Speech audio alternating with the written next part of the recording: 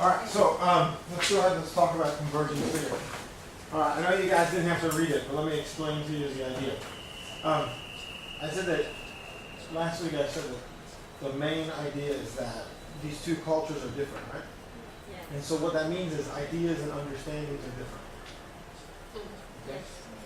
And in the convergence theory, the idea is that when those two things come into relation, when they come into connection to each other, they slowly, over time, become more similar.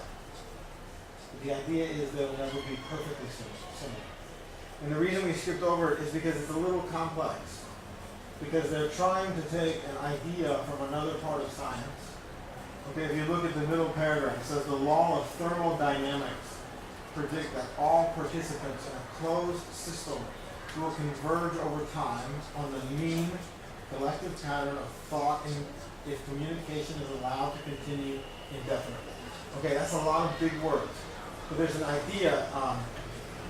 The idea here is that as long as this communication can continue and nothing is coming in, changing and interrupting the communication, over time, those two concepts, those two ideas that the two groups, the two parties have, will slowly become similar. And they will eventually be very similar, but the convergence idea is they'll never be absolutely the same. And an example, I think we mentioned how I view being on a university campus. And what I think about university education is different from what you think. Because we have two different cultures. So what an education means is different. So the longer that we are together, the closer those two meanings can come if we're communicating about this topic. But they'll never be the same because their starting point is different. Where the two ideas start from are different. Does that make sense? Because it's not, because when we're talking about differences in culture, it's not 1 plus 1 equals 2. It's not one apple and two apples. In fact, we say, it's apples and oranges. You know that saying? You can't compare these two things because one's an apple and one's an orange. Well, I'm going to say one's an apple and one's a bicycle tire. They're not even foods. Because they're so vastly different. They'll never be the same. They can come closer and closer and closer to being similar, but they will always be something else. And so that's the idea of convergence. So how does that affect? Think about how that would affect a negotiation between a school in Taiwan and a school in America who are trying to create an exchange program. Who has power? Who has authority? What is the school's responsibility to the students? Well, those two responsibilities are different. In Taiwan, the school arranges your schedule for you. They tell you who your teachers will be. In America, that's your responsibility. And so these two differences, in those cases, are never going to become the same. They can work on negotiating it, but neither side is going to change the system completely to match the other side. Even if they do, it's not going to be the same. Because the ideas that push them are different. Does that make sense? So the ideas will never be the same. But then think about cultural values. The things that we value drive the reasons why we do things. And that's more complex. And we can talk about that more after we study cultural values. And hopefully that'll help you. Okay? So that's basically what the idea is behind the convergence theory. We also have a couple words in here. They start using theorems. Okay, they say that there's 3 or 4 theorems that summarize the theory, and these are theoretical points. Remember last time we talked about propositions. A proposition is a truth that's basically true. Dogs have hair. It could be a very simple proposition. Dogs do have hair, normally. We can see that. It's easy for us to all grasp that it's true. A theorem is not. There's some research, a theoretical idea behind it. Okay? And it gets more complicated, and they only give a very, very brief description. Okay? So, next up is anxiety, uncertainty, management theory. Just in general, what do you think about this section of the reading? What do you think about it?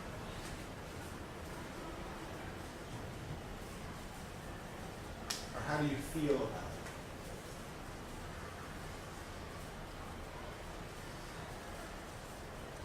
Complicated? As you're reading it, do you think it's complicated, but maybe it makes sense? Yeah, it makes sense, but it's really complicated because really fast. It's continue to give up many different like versions. Yeah, I think that it's built on 38 axioms.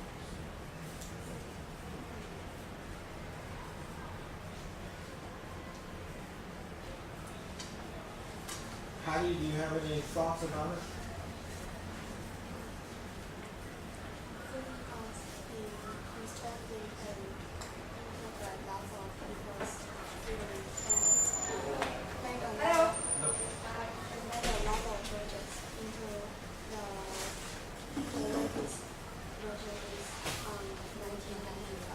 Well, that's the latest version before this book was published.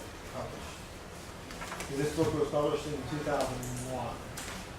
So more research has been done, but by that time it was a pretty well standard theory. Now a lot of the research around AUM theory, anxiety, uncertainty, management, AUM, is how well does this really apply?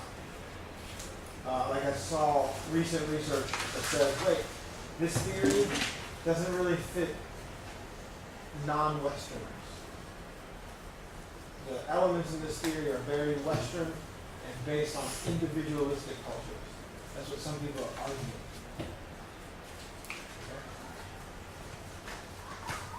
Hi. Okay. So let's go through our. Let's start with our. Did everybody post your reaction, your parts online? Yes, I put wrong side. I put on the Google Doc, but not on the. Okay. Yeah. Okay. Well, just give me that. That's okay. Yeah. Did you guys post online? I don't know because I don't know how to give the example by his opinions. Okay. So you found personalizing this very difficult. A little bit because maybe sometimes I think the opinion is A, but actually it's B. So I cannot give the really direct examples for it. Okay. Yeah. So what do you mean? Can you give me an example where you see that what he's saying is A, but it's really B? Because I want to make sure I understand what you mean. Like maybe I think like Buddhism and Hammer used uncertainty, anxiety to explain intercultural adjustments. But maybe I think it's maybe my opinion is different than their opinion. So I don't know how to give the examples. Okay. Yeah. So how would your opinion be different?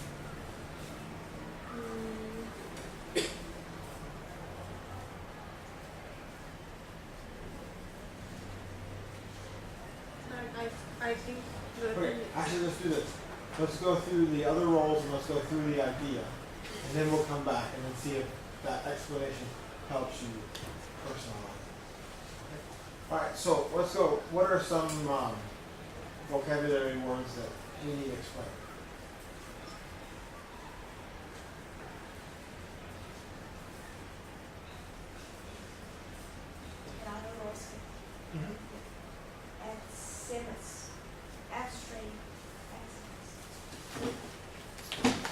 Okay, and axiom is a foundation of truth for this article, or for this theory. It's a statement of truth, and then we combine those statements together to create the theory. So I think if you look, if we looked at all of his axioms, if you look at the chart on page 186, the axioms would relate to these various areas of the theory. Like axioms relating to self-concept, axioms related to motivation, to interact with strangers, reaction to stranger, and so forth and so on. So the axioms will tell us how people act and interact, or how this concept works in that situation. How a concept works in that situation. You say 13 accents. Okay. It's not like this. To like cross-function. Yeah, it's 11 dealing with effective communication. So 11 of those axioms are just about effective communication. How communication happens effectively, that process. And the axioms are very short, so we've got a sentence or two. Okay. And then 2 focusing on cross-cultural variability. Okay. I believe this has been expanded to be many more axioms. I think this has been expanded. So as we look, I'll find some examples and make sure that I think it's been expanded. All right. So what are some other words that we don't know? Dialectical. Okay, dialectical is any time when you have 2 different ideas, 2 different concepts, 2 different people, and they are going against each other. Or they hold different sides.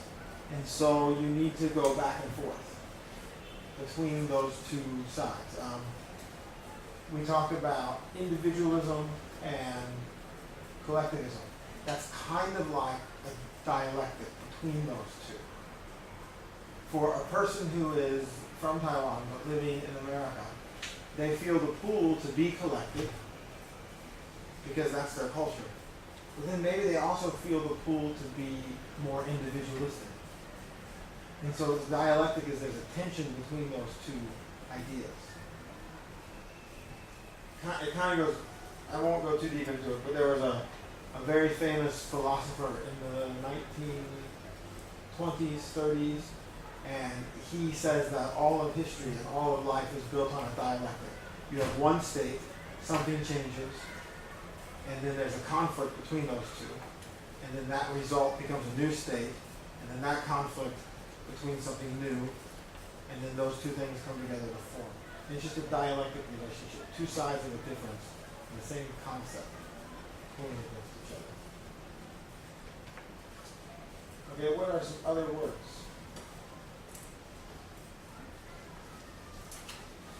Feel free to give as many words as you need, because I realize it's not easy.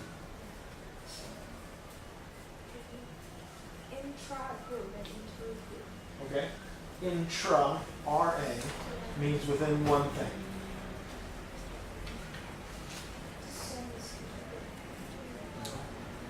Within one unit. So intra-group, RA, is communication inside this group. So right now, a researcher could study our communication in our group if we're a specific, special type of group. And so you would study the communication between us. Now, maybe there's another small group that is very different from us. And you could study the communication inside that small group. That's intra-group. Now, imagine those 2 groups that are very different start to communicate with each other. Now we're studying inter-group, between 2 separate parts, 2 separate pieces. So intercultural communication is communication, say, between Taiwan and Japan, because those are 2 different cultures. Intracultural communication could be a subgroup of Taiwan culture with another subgroup of Taiwan culture. And I don't like this example because one could argue that Aboriginals, especially, are not Taiwanese culturally. They've become that way, but 40 years ago they weren't Taiwanese. They were their own culture, distinctly different. A subculture could be like high. No.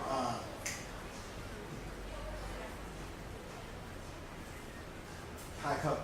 Ah. That's a subculture in Taiwan. So intergroup is much bigger than inter. No. Intergroup is between two different groups. It's mixed. Like American. It's communication between like America and Taiwan. Was it intercultural? Intracultural. Intra is within one same group.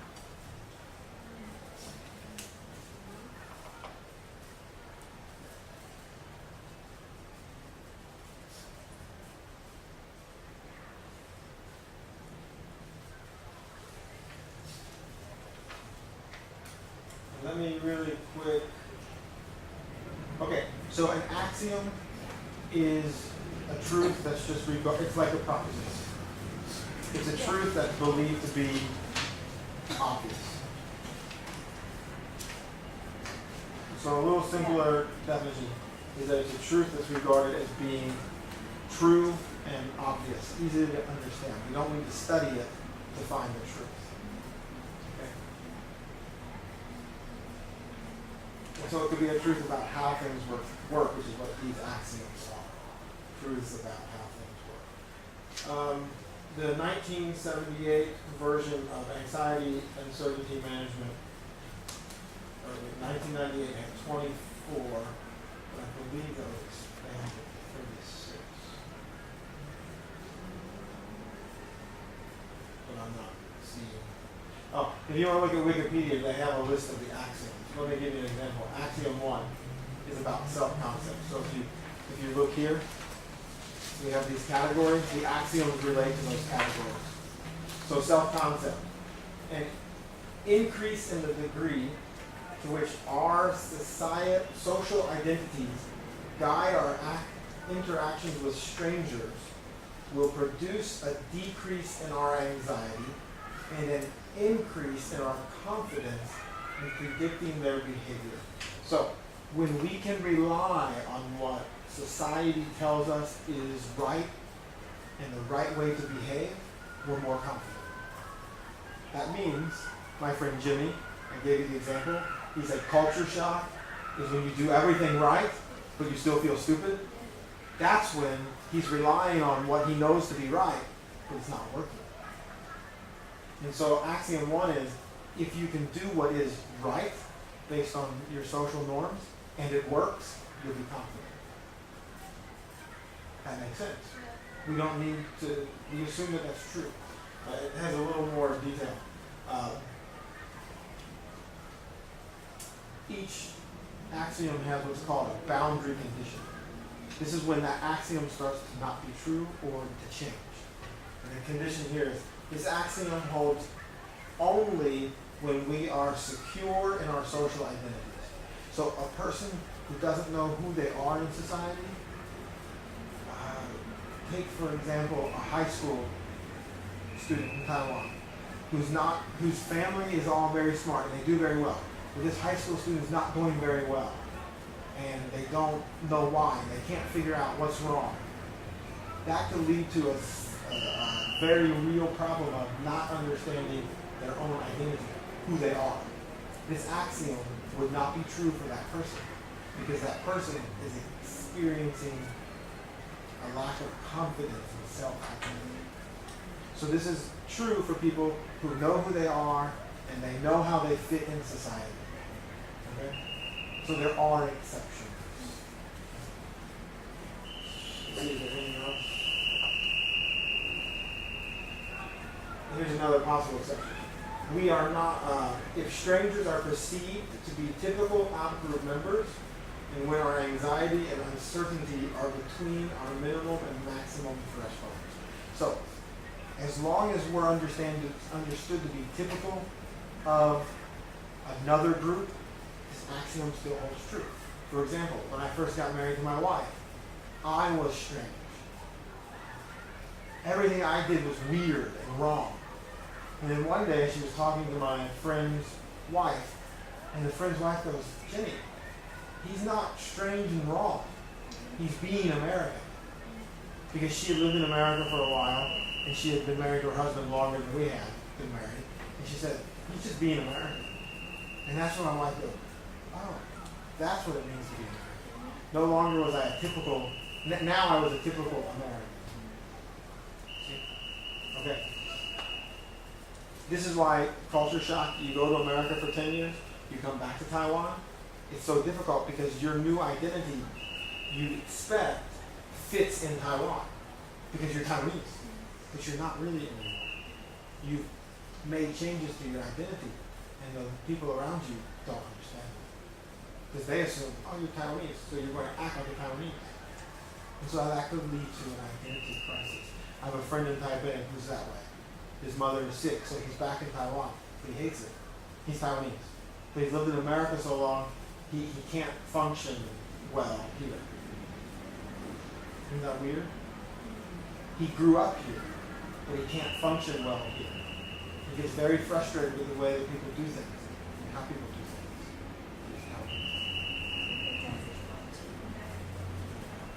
things. She's significant. She's very sick. Another axiom, let's say one that relates to reaction to strangers. An increase in our ability to process information complexly about strangers will produce a decrease in anxiety. So, if we know how to interpret their behavior well, we won't get anxious. So how does that develop? How does that ability to understand the other person's behavior develop? Would you have that understanding the first time you meet a foreigner? Yes or no? What do you think? You understand why they behave the way they do. At first one. Would you understand that the first time you meet them? No. So your anxiety, your fear of that situation is going to be very high. But the longer you spend with people of that culture, the more you understand why they're behaving the way they are and understanding what to predict when you do, your anxiety will decrease. It's anxiety management. Let's see if we can get a couple about uncertainty.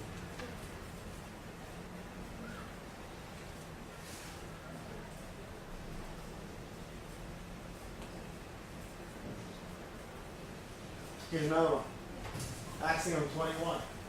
An increase in our positive expectations for strangers' behavior will produce a decrease in our anxiety and an increase in our confidence in predicting their behavior. Basically, the more we can positively understand what they're doing, the more we'll be able to understand what they're doing. Basically.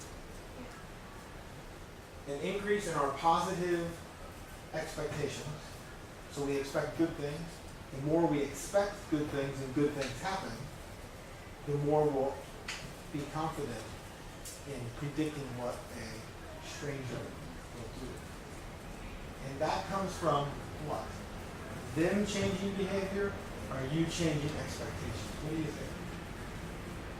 More positive, more situations where you experience positive outcomes from positive expectations, meaning they'll do something that's valued, the more you'll be confident in predicting what they'll do.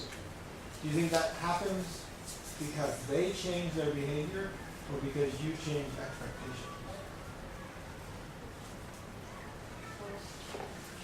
Okay, both change, but I think it's often, it is both. It has to be both. But you changing expectations is all you can control. See? So when we look at this from our responsibility, we should see it as, okay, I realize that this person's different, so now I need to change my expectations about what should happen in this situation.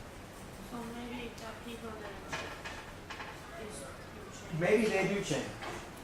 But our responsibility to handle our anxiety is to understand those differences and change our expectations. For example, this is not a positive expectation, so it's not a good example. But it suits, it serves well. A student walks up to me and says, "Teacher, are you going to go drinking?" Am I going to go drinking? What do you mean? Oh, foreigners love drinking. Foreigners always drink. Well, they've had foreign teachers who clearly always drank. And that's their expectation for what foreigners do. And so he encountered this situation where his expectation is wrong. And so now he needs to expand his possible expectations of foreigners. Do I need to change my behavior and start drinking? But that's not a great example because it's not a positive expectation. It's kind of a negative thing. Okay? So, you guys can get on Wikipedia, have a look. I bet this is in Chinese. It's at least in Japanese. I guarantee it's in Japanese.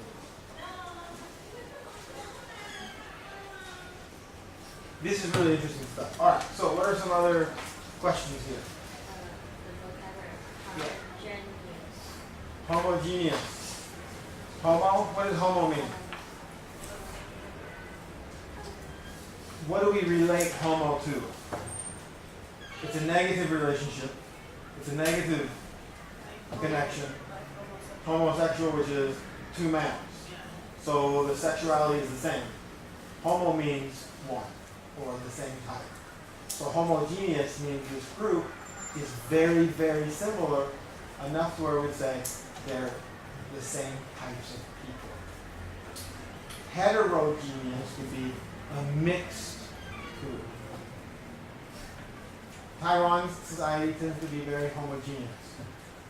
American society, part of what's difficult with learning English is it's very heterogeneous. Many different accents, many different nationalities, so there's many different possible expectations. Far more than what we would have in Taiwan. Now, any other questions?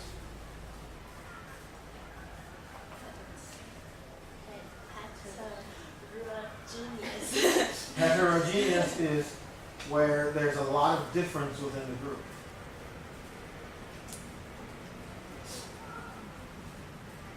For example, if I am not here, this group is very homogeneous, at least in gender.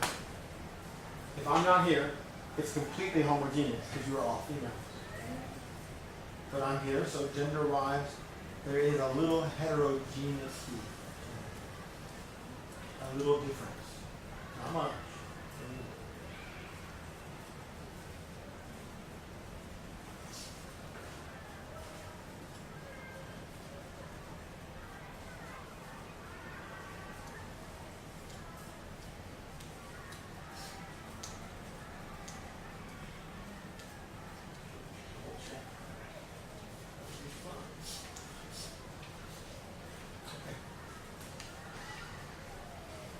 Any other?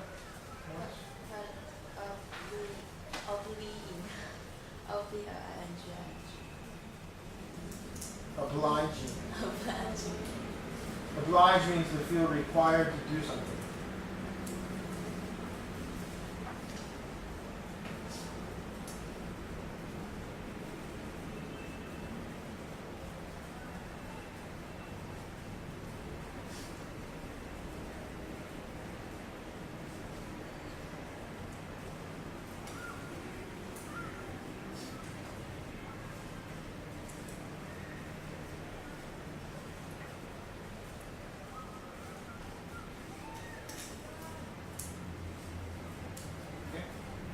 Other questions?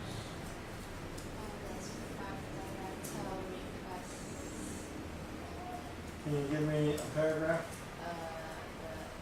Page 987. 187. 987.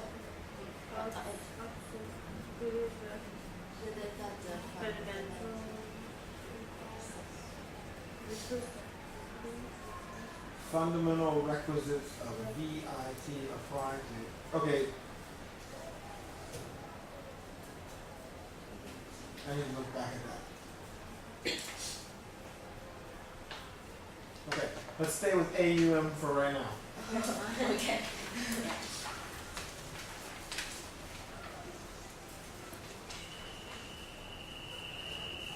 Okay? So, who's the summarizing to us? Where does this theory come from? I would say the person. Yeah, like how did Goody come up with this idea of this? Thomas was. There's a lot of people. Well, where does it come from?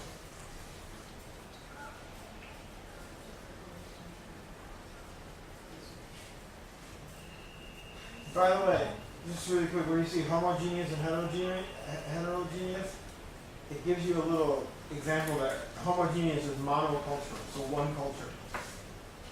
Everything's the same. Heterogeneous is intercultural. Sorry. This is a distraction. Go on. We can come back to that in a minute. Sorry, that was a distraction.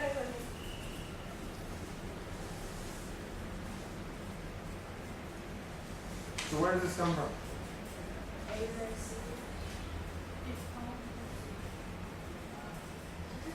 Yeah. AUM theory comes from what theory? Uncertainty theory. And who was that? Who was uncertainty theory? Who is the main? What you notice is every theory has a person who forms it. And so we say it's their theory. But then lots of other people do research on it. Okay? But uncertainty theory comes from Berger. I think Berger and Calabrese.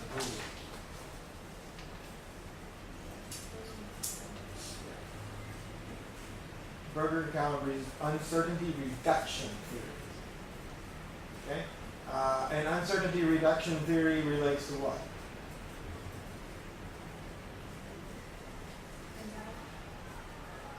No, it relates to intergroup encounters. So it's about how groups deal with uncertainty and interaction.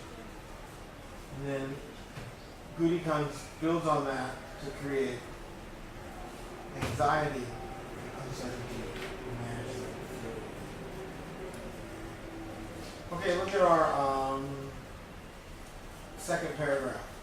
Goody proffered a general theory using uncertainty and anxiety to explain effective interpersonal and intergroup communication, i.e., thankfully they made this very simple, to minimize misunderstanding. Okay? And so intercultural communication is one type of intergroup communication in AUM theory. So this applies to other groups, not just intercultural problems. Okay, say a private business dealing with a government organization. Right? There's a lot of anxiety and uncertainty there because those two organizations have different cultures. Right? So anxiety here it means like a foreigner comes to Taiwan and he acts like American or other countries, but he still feel anxious. Anxiety has to do with the stress of new encounters, the stress of difference. Uncertainty refers to not knowing what will happen. In some cultures, we allow a lot of uncertainty. Okay, and those two things are related. Like in Taiwan, if a friend invites you to Taipei, are you going to worry about what will happen in Taipei? Like, meaning the plans? No. If your friend's family is inviting you to come stay with them for the weekend, do you need to worry a lot about, where will we go, what will we do? No. You don't worry about that. Why? Because in Taiwan culture, we say, that person will take care of that for me. They will take care of me. I can trust them. Because that's the way our culture works. Whereas for Americans, even if you invite me to do something, I still want to know all of the details. I still don't like uncertainty. I want to know for sure what will happen. I will probably ask for a schedule. I will probably ask for where we're going. Because I need to make sure that my individual desires are kind of met. It's very selfish sounding. But in America, in Taiwan, those kind of requests, okay, I need a schedule and give me a timeline for what we will do. It's kind of like, why? Don't worry about it. I'll take care of it. No, I want to know. What does that mean? If I keep asking for this information, I don't trust that person, right? But in America, it would be like, oh yeah, sure, no problem. I'll send you an email. It's expected.